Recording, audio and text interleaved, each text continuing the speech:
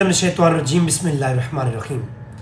पिछली episode number 15 के अंदर हमने इमामत के मसले को समझते हुए शिया का अकीदा इमामत को बयान किया था और शिया के अकीदा इमामत के जो मुख्तलिफ पहलू हैं और जो उनके इमामत के मुतल्लिक अकीदे की लवाज़मात हैं कि अकीदा जो इमामत है वो रुकन दीन में से है। इमाम मासूम होता है, मनसूस मिन अल्लाह होता है और उसका इनकार करने वाला काफिर है। और इमाम 12 ही है या हर दौर में एक इमाम होता है और अल्लाह के नबी की बात जो है पूरी उम्मत आइम्मा के इताअत के ऊपर छोड़ दी गई है और जो इमाम होता है वही उसका खलीफा होता है, वही खलीफा होता है, खलीफा पर हक। और इमाम की इताअत न करने वाला काफिर है, कुफर के ऊपर है।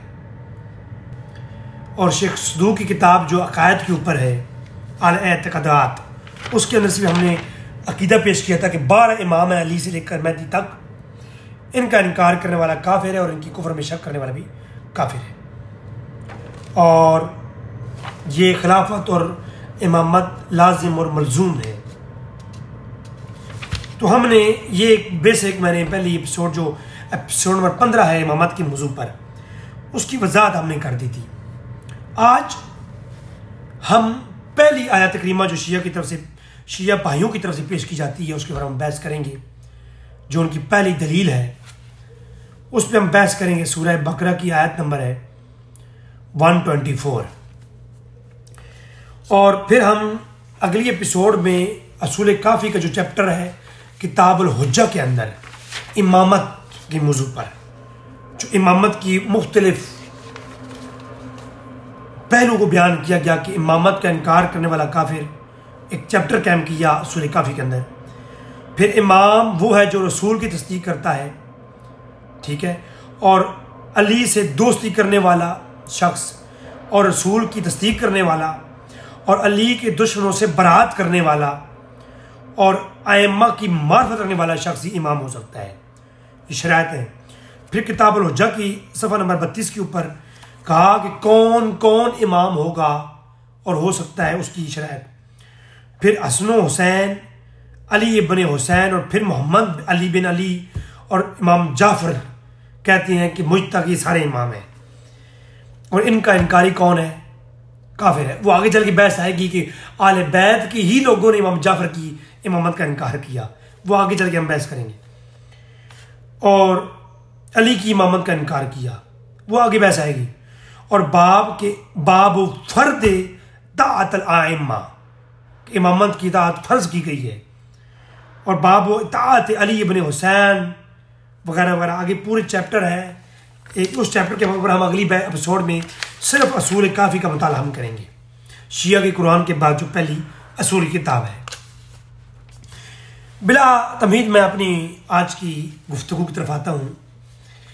अल्लाह तबारक तआला ने कुरान करीम में इरशाद फरमाया, जिसको शिया भाई अपनी इमामत की बहस में दलील नंबर 1 पेश करते हैं। सबसे पहली दलील जो शिया भाइयों के यहाँ बहुत मारूफ और मशहूर है वो सूरह बकरा की आयत नंबर 124 है। आऊज़ु बिल्लाहि मिनश शैतानिर रजीम, बिस्मिल्लाहिर्रहमानिर्रहीम। मैं कोशिश करूँगा कि मुख्तसर टाइम के अंदर मैं इस टॉपिक को, आज की इस आयत करीमा के मफ़हूम को क्लोज करूँ।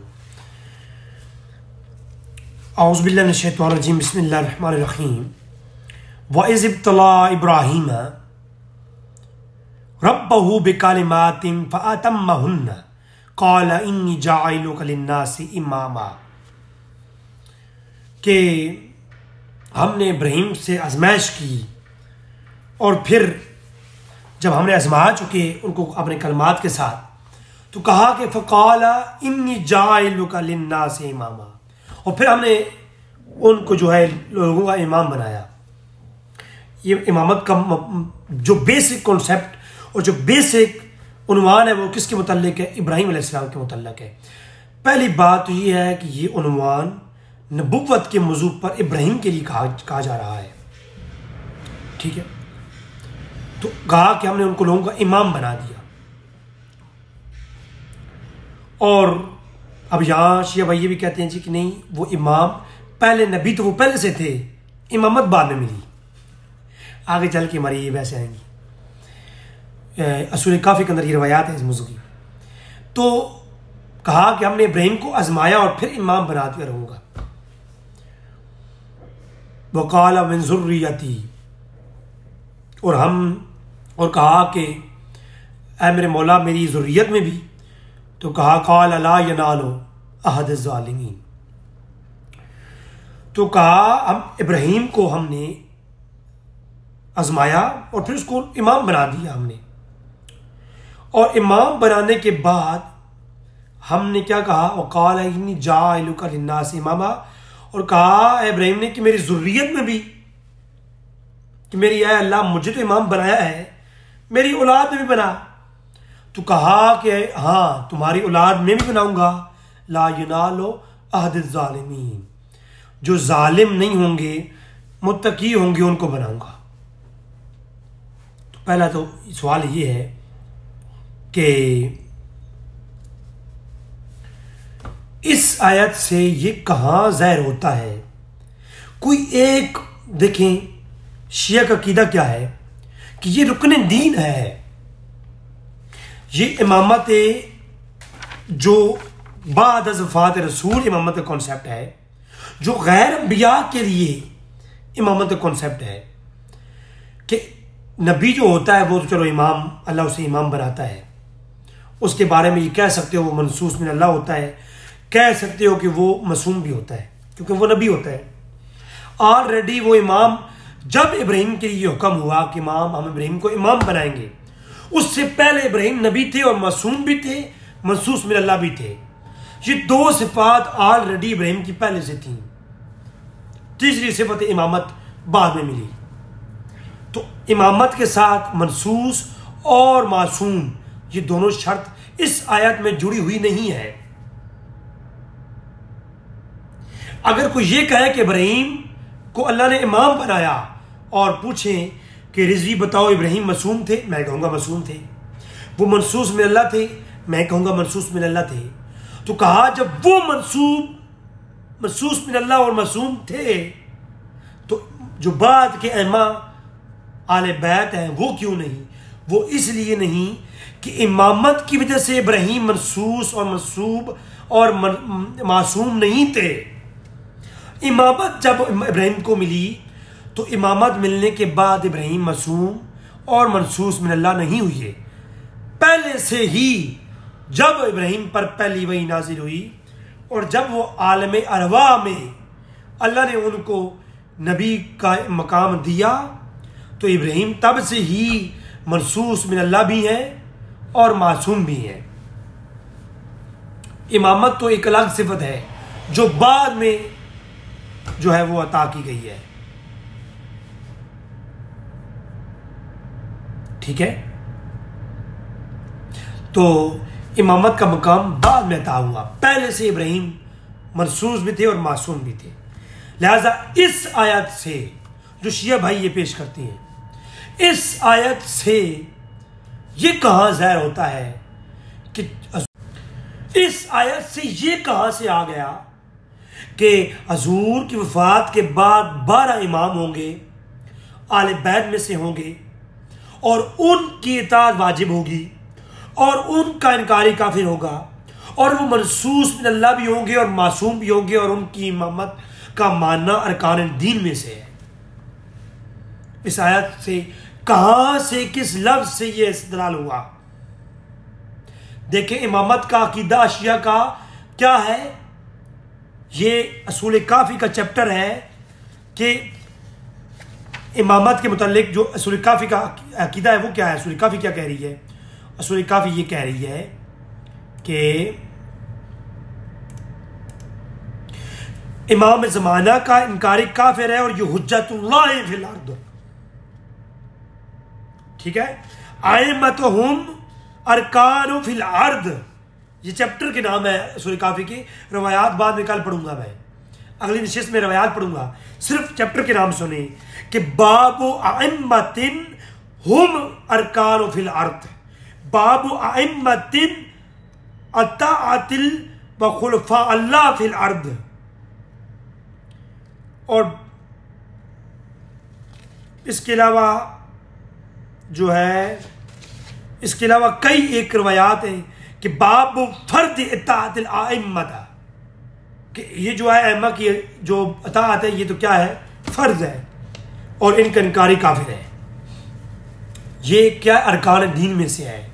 तो अरकान दीन होना, उसके लिए तो नस कती चाहिए ना, नस कती कुरान की वाज़ेह दलील। इस आयत से वाज़ेह दलील तो नहीं है। ये तो इब्राहिम को कहा गया, इब्राहिम तू इमाम है और तेरी ज़ुर्रियत में बनाऊंगा, और तेरी ज़ुर्रियत में भी इब्राहिम, तेरी औलाद में भी हर कोई इमाम नहीं होगा। क्यों? सिर्फ वो होंगे काल ला यनालु अहद ज़ालिमीन, तेरी औलाद में जो जालिम ना हुआ उसी को बनाऊंगा। अब अगर ऐ इब्राहिम तेरी औलाद में कोई जालिम हुआ तो उसे मैं कभी भी नहीं दूंगा खिलाफत और इमामत। समझ आ रही है मेरी बात? तो इस आयत का जो पहली सवाल ये उठता है वो जवाब चाहिए कि ये आयत शिया के अकीदे की दलील नहीं, जो शिया ने अपनी किताबों में नोट किया हुआ है। ठीक है, इस आयत से ये इस्तेदलाल हो सकता है कि जो इब्राहिम थे वो इमाम थे, और इब्राहिम की औलाद नबी करीम सल्लल्लाहु अलैहि वसल्लम तक सारे इमाम थे। ये अकीदा बनाया जा सकता है, लेकिन ये नस्कती इस अकीदे की हो सकती है हजूर की बाद जो गैर अंबिया हैं उनके लिए इमामत की नस इसके अंदर कहां है। ठीक है,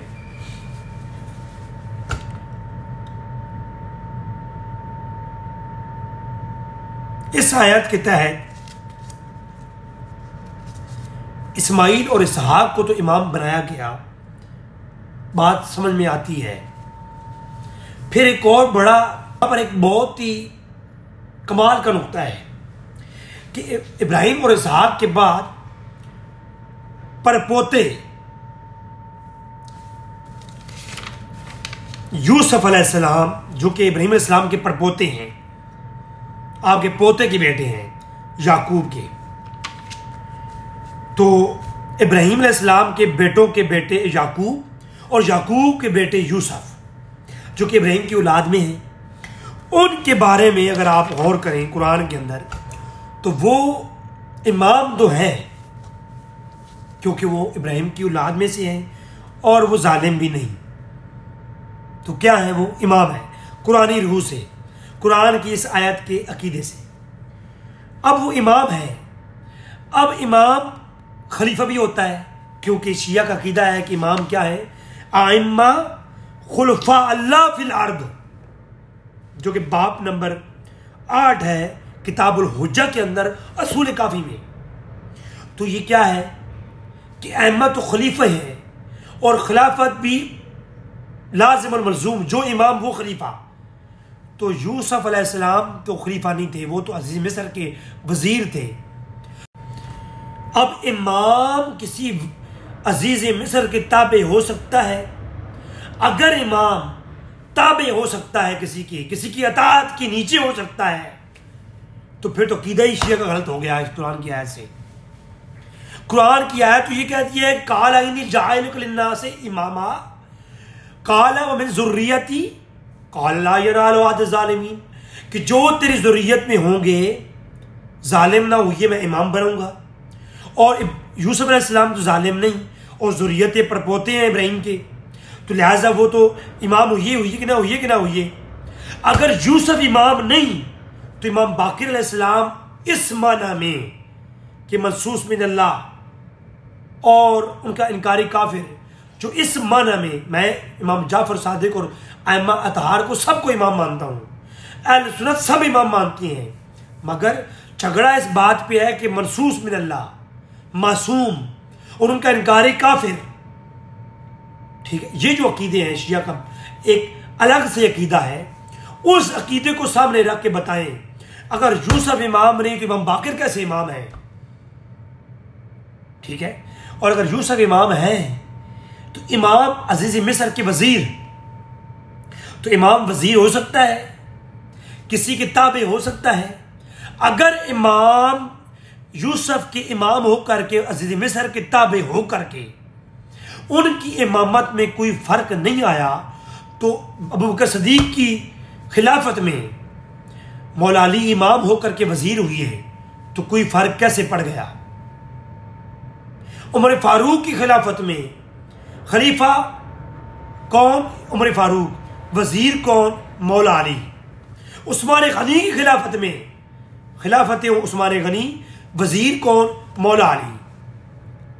तो जैसे यूसुफ का अजीज मिस्र के वजीर होने में उनकी इमामत में फर्क नहीं आता, इसी तरीके से मौला अली पहले इमाम अलैहिस्सलाम मौला अली, उनकी इमामत के अंदर भी कोई फर्क नहीं आता। वो अबू बकर सदीक उमर फारूक के वजीर रहे हैं। वो आगे चल के हमारी गुफ्तगू शिया किताबें से ही होगी। सुन्नी तो ये सोचें कि सुन्नी इस दुनिया में है ही नहीं, फकत कुरान और शिया का अकीदा सामने रख करके शिया की किताबें और शिया की उलमा की रवायात। लिहाजा यूसुफ अलैहिस्सलाम के ऊपर आकर के इमामत का कॉन्सेप्ट जो शिया का है वो गलत साबित हो जाता है। शिया भाइयों को डिस्क्राइब करना चाहिए इस मामले को, ठीक है।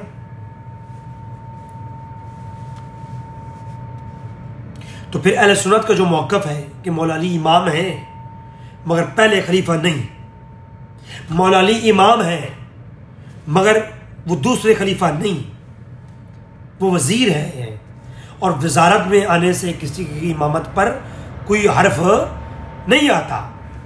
जैसे मुआविया के साथ सुलह करने के बाद इमाम हसन ने उनकी वजारत के अमूर को देखा, उनके साथ साथ दिया, उनकी खिलाफत को, उनकी जो मुल्कियत है उसके साथ कंप्रोमाइज़ किया, तो उनकी इमामत में जैसे फ़र्क नहीं आया ऐसे मौला अली की इमामत में फ़र्क नहीं आया। आगे चल के ये तफसील हासिल गुफ्तगू आने वाली है।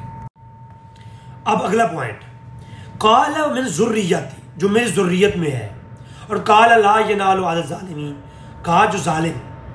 अब यहाँ ये कहाँ से आ गया कॉन्सेप्ट? इस आयत से कि जो ज़ुर्रियत में होगा वो ही इमाम बनेगा, गैर ज़ुर्रियत इब्राहिमी कोई इमाम नहीं हो सकता। और यहां पर एक और अकीदे का भी रद्द कर दूं कि जो खलीफा होता है वही इमाम होता है, जो इमाम होता है वही खलीफा होता है। ये दोनों लाजिम और मलजूम जुड़े हुई हैं। तो इसका भी रद्द हो गया। यूसुफ अलैहिस्सलाम खलीफा नहीं थे, वो इमाम थे मगर खलीफा नहीं थे, वजीर थे। तो लिहाजा मालूम हुआ कि जो इमाम हो लाजिम मलजूम नहीं कि वो खलीफा भी हो। तो यूसुफ अलैहिस्सलाम की बात से शिया के इस अकीदे का रद्द हो गया कि खिलाफत और इमामत लाजिम और मलजूम है, दोनों जुड़ी हुई हैं, दोनों एक है, जो खलीफा होगा वो इमाम। और दूसरा बात यह कि जो ज़ुर्रियत में है, आले बैत में है, आगे वही बात है, व इज़ जअलनल बैता मसाबतल लिन्नास। तो सिर्फ ज़ुर्रियत के अंदर ही इमाम होगा, इस बात की शायद से दलील नहीं बनती। ज़ुर्रियत के बैर भी इमाम हो सकते हैं, और जो जालिम होगा वो ज़ुर्रियत में भी हुआ तो वो इमाम नहीं हो सकता। और जो मुत्तकी होगा वो जो कोई भी होगा वो इमाम हो जाएगा।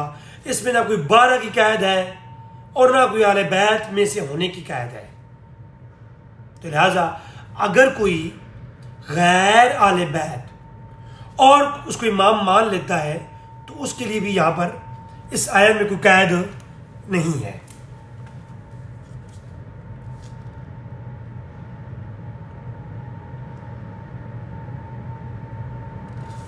तो इमामत सिर्फ ज़ुर्रियत में होगी, इसकी कोई दलील नहीं है, बल्कि इमामत की सिर्फ एक ही शर्त है कि वो जालिम ना हो, मुत्तकी हो।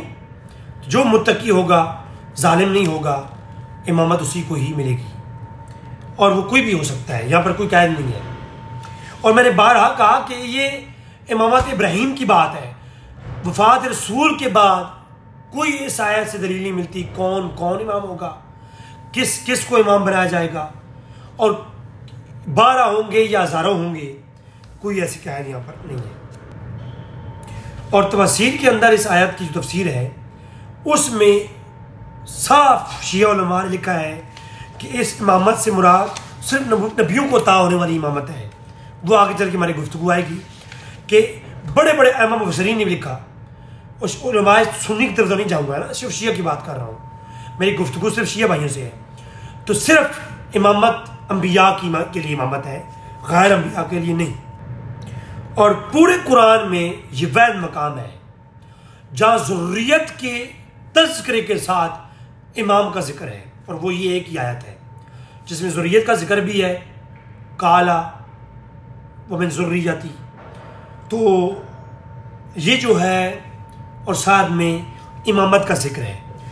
ये वैध मकाम है कुरान का, और इसमें इस बात की नफ़ी नहीं कि खारिज ज़ुर्रियत इमामत नहीं मिलेगी किसी को भी। तो लिहाजा ये बात भी आगे सामने, अगर लफ्ज़ इमाम का माना पेशवा, रहनुमा और नबुव्वत के माना में लिया जाए तो फिर तो बात समझ आती है। लेकिन अगर शिया के अकीदे वाला इमाम माना जाए कुरान की इस आयत से, तो फिर तो दूर दूर तक शिया के अकीदे को ये आयत डिफाइन नहीं करती। ठीक है,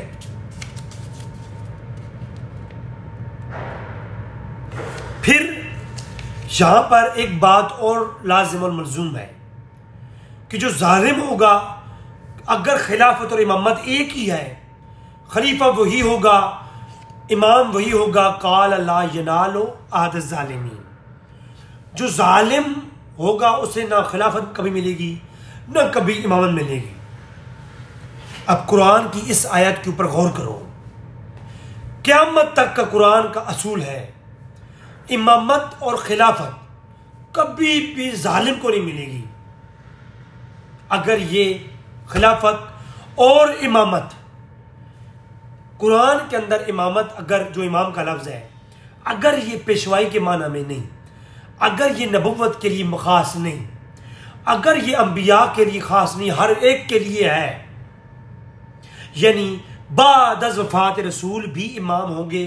और कुरान की इस आयत से मुराद वो इमाम है, और कुरान की इस आयत से बाद अज़ वफ़ात रसूल वाले खलीफे और इमाम भी मुराद हैं बकौल शिया के। तो मेरा सवाल है फिर कुरान की इस आयत से मुराद ये है, कुरान कहता है कि खिलाफत और इमामत उसी को मिलेगी जो मुत्तकी होगा, जालिम नहीं होगा। बहुत बहुत बड़ा नुक्ता देने लगा हूं। किसी किताब में ये नुक्ता नहीं मिलेगा, किसी आलिम की कलाम में ये नुक्ता नहीं मिलेगा। बहुत ही ज़बरदस्त नुक्ता देने लगा हूं मैं आपको। इस पॉइंट को समझिएगा। कुरान की इस आयत में इमाम जो है कि अल्लाह ने फरमाया मैं इब्राहिम को इमाम बनाया और उसकी ज़ुर्रियत में भी इमाम होंगे। इससे मुराद पहला मौक़िफ़ जो मेरे नज़दीक है वो ये है कि सिर्फ नबुव्वत मुराद है। अंबिया को इमामत अता करूँगा जो ज़ुर्रियत इब्राहिम में होंगे, इससे मुराद ये है बस। अगर कोई शिया अपने अकीदे को जो डिफाइन करते हुए ये कहता है कि नहीं, इससे मुराद इमामत और खिलाफत है जो हजूर के बाद भी हजूर की अहले बैत और ज़ुर्रियत में रहेगी, वो मुराद है। जो कि शिया का अकीदा है, जो शिया इस आयत को पेश करते हैं ये बात पेश करने के लिए। तो इस आयत का एंड क्या है? इस आयत के अंदर ये है कि काला मैं ज़ुर्रियती, कि आए अल्लाह मेरी ज़ुर्रियत में भी इमाम बनाओगे? तो अल्लाह ने फरमाया काला ला यनालो अहद ज़ालिमीन, कि ऐ इब्राहिम तेरी ज़ुर्रियत में भी इमाम होंगे, मगर जो जालिम होगा वो इमाम नहीं होगा, जो जालिम होगा वो खलीफा नहीं होगा। अब इस बात को समझने के बाद आए बाद में हजूर की वफात के बाद पहला खलीफा कौन? अबू बकर। उस खलीफे का वजीर कौन? यूसुफ की तरह मौला अली। अब कुरान कहता है इमाम बनाऊंगा, और उस इमाम की सिफ्त ये होगी वो जालिम नहीं होगा, गासिब नहीं होगा। कुरान कह रहा है, जिस आयत को शिया पेश करते हैं उसी आयत में, कि इमाम इब्राहिम हुए और इब्राहिम के बाद उनकी ज़ुर्रियत भी होंगे, और हर कोई इमाम होगा जो बंदा जालिम नहीं होगा। अब या तो अबू बकर इमाम और खलीफा है ही नहीं है, और अगर खिलाफत मिली है तो इस पर तो उम्मत का इजमा है कि खलीफा बने हैं अबू बकर और उसके वजीर थे मौला अली। तो अबू बकर की खिलाफत अगर है तो अल्लाह ने कहा है कि मैं खिलाफत उसी को दूंगा जो जालिम और गासिब नहीं होगा। या तो अल्लाह अगर अबू बकर जालिम और गासिब थे तो अल्लाह के तो इल्म में था कि ये जालिम और गासिब है, मुनाफिक है, तो जालिम और गासिब को अल्लाह कभी भी खिलाफत और इमामत ना देता। तो खिलाफत तो दी और पूरी उम्मत और तमाम मुसलमान और खुसूसन आले बैत और मौला अली ने बैत की है, उनके वजीर और मुशीर रहे हैं, उनके पीछे मौला अली ने अबू बकर सिद्दीक के हाथ में बैत की, उनके मुशीर रहे, उनके वजीर रहे और उनके पीछे नमाजें पढ़ी हैं। अगली सीरीज में मैं शिया किताबें पेश करूंगा। अब या तो खिलाफत मिलनी उसको है जो जालिम नहीं, जो गासिब नहीं, और ये कुरानी रूह है, और खिलाफत अबू बकर सिद्दीक को मिली है तो कुरानी रूह से अबू बकर सिद्दीक की खिलाफत भी खिलाफत हक्का साबित होती है इसी इमाम जो है ना आयत से। क्योंकि इमाम कहते हैं पेशवा को, रहनुमा को। तो अगर अबू बकर सिद्दीक तो पेशवा बने हैं, अबू बकर सिद्दीक की पेशवाई को मौला अली ने माना है, तो लिहाजा कुरान ने माना है, मेरी गुफ्तगू गुजर चुकी दलाल की रोशनी में, और शिया उलमा ने माना है, इमाम जाफर ने माना है। आखिरी एपिसोड में जाके मजीद फिर गुफ्तगू आएगी इस मौजू पर। लेकिन कुरान कहता है जो जालिम है वो कभी इमाम नहीं बनेगा, खलीफा नहीं बनेगा। तो लिहाजा अबू बकर सिद्दीक इमाम बने हैं तो कुरानी रूह से वो ना जालिम थे ना गासिब थे, तभी वो खिलाफत में उनको मिली है।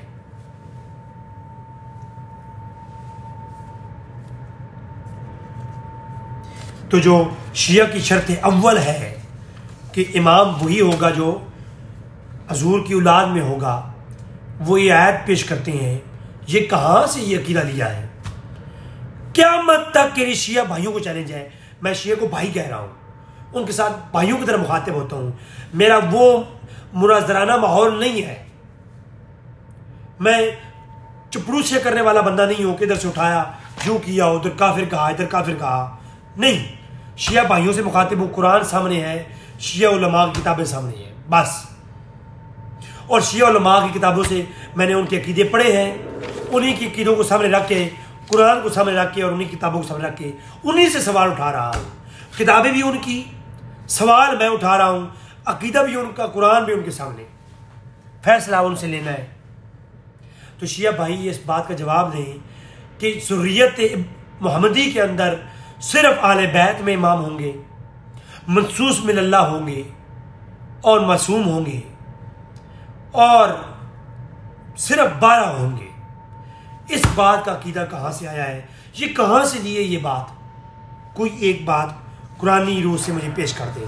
और क्योंकि ये अरकान दीन में से है और रुकन दीन कुरान के अलावा किसी जगह से साबित ही नहीं हो सकता।